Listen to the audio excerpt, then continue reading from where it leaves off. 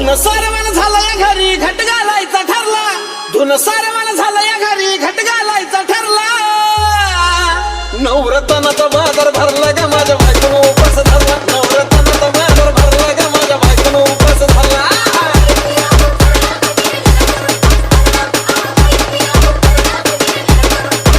नवरत्नाचा बाजार भरला ग माझ्या बायकोनं उपास धरला, नवरत्नाचा बाजार भरला ग माझ्या बायकोनं उपास धरला.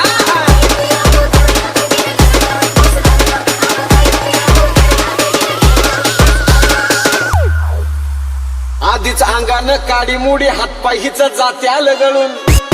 उद्या बसायचं घट म्हणलं की रातीच ठेवलंय भगरीचं पीठ मळून.